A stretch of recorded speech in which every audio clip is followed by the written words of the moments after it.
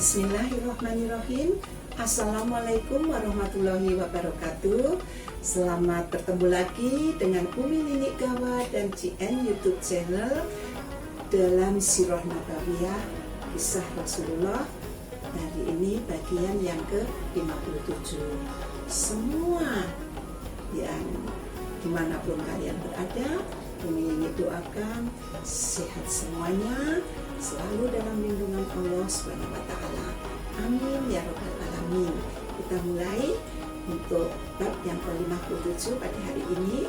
Allahumma sholli ala Sayyidina Muhammad wa ala ali Sayyidina Muhammad. Ketika mereka keluar dari kota dan menjajaki jejak beberapa jalan, jejak kaki Rasulullah beberapa jalan, sang pencari jejak menemukan jejak yang mencurigakan. Kemudian satu kelompok pasukan yang berkuda tadi mengikuti jejak itu sampai di kaki Gunung Thur. Nah, namun di situ jejak terputus. Mereka kebingungan kemana ya? Ke kanan atau ke kiri kah Muhammad tadi? Tanya komandan pasukan. Bertanya kepada pemimpin, kepada anak buahnya tadi. Terus, tapi apakah Muhammad masuk ke dalam gua itu? Atau terus mendaki ke puncak gunung? Tidak tahu ya. Geleng si pencari jejak tadi menggelengkan kepalanya. Namun lewatlah seorang pengembala dan dia mereka menanyainya, mungkinkah saja mereka tadi masuk ke gua itu? Jawab sang gembala, tapi saya tidak tahu, tidak melihat orang menuju ke gua itu. Hanya seperti itu. Di dalam gua, Abu Bakar berkeringat dingin, takut sekali mendengar suara pencari jejak tadi sudah di bawah kaki Gunung Thur. Abu Bakar tidak menakutkan dirinya sendiri, namun dia mengkhawatirkan keselamatan Rasulullah SAW. Kata Abu Bakar dalam hati, beberapa pemuda naik dan melongok-longok ke mulut gua. Jantung Abu Bakar tambah berdebar-debar, hampir lepas dan berbisik, ya Rasulullah, kalau ada yang menengok ke bawah, pasti kita akan terlihat. Rasulullah menjawab dengan mantap, jangan takut sahabatku Abu Bakar, karena Allah bersama kita. Para pemuda itu turun kembali ke pasukannya. Mengapa kalian tidak masuk ke dalam gua? Tanya komandan mereka dingin. Gua itu tertutup oleh laba-laba, sarang laba-laba, dan tidak mungkin Muhammad masuk menerobos atau merusak sarang laba-laba. Katanya seperti itu. Lagi pula ada 2 ekor merpati hutan yang bersarang tepat di mulut gua itu. Tidak mungkin kan? Jika Muhammad masuk ke dalam sarang itu pasti akan rusak. Komandan pasukan mengalihkan mukanya ke arah lain sambil menghela nafas. Baiklah kalau gitu, naik kudamu, cari ke arah lain. Pasukan pun menjauh.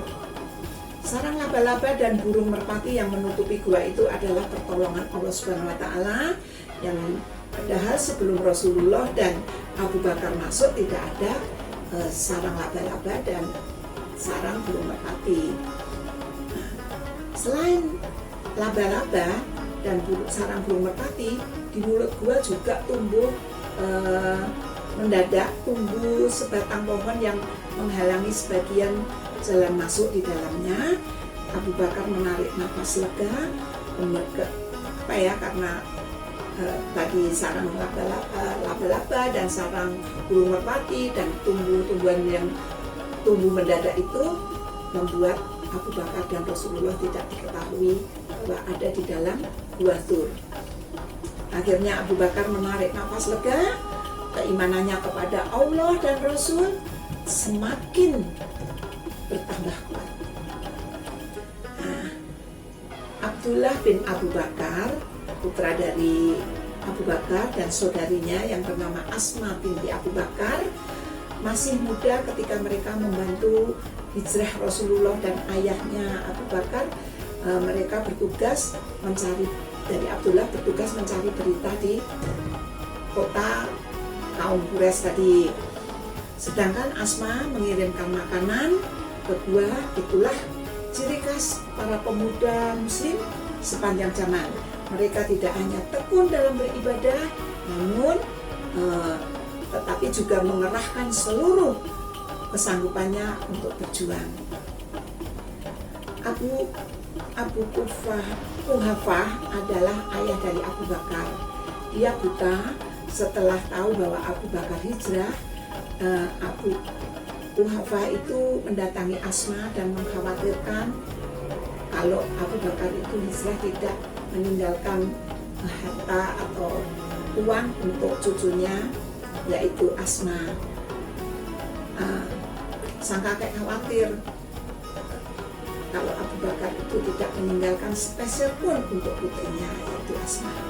Namun si Asma mengambil batu dan dibungkusnya dan dikasihkan kepada kakeknya. Memang Abu Bakar tidak meninggali uang sepeser pun, dibawa semua untuk hijrah bersama Rasulullah SAW.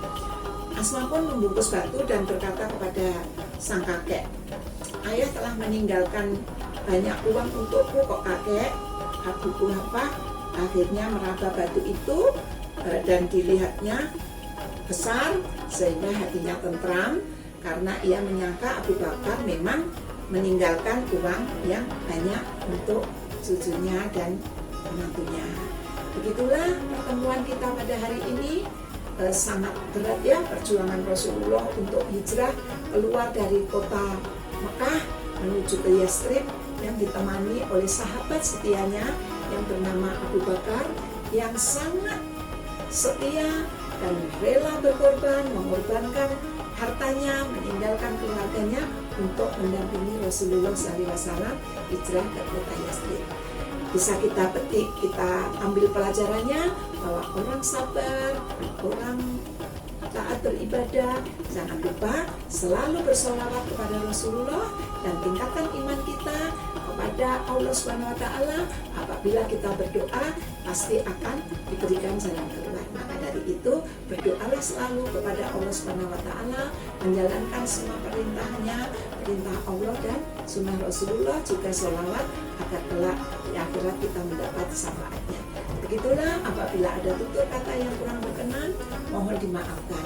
Billahi taufiq wal hidayah. Wassalamualaikum warahmatullahi wabarakatuh.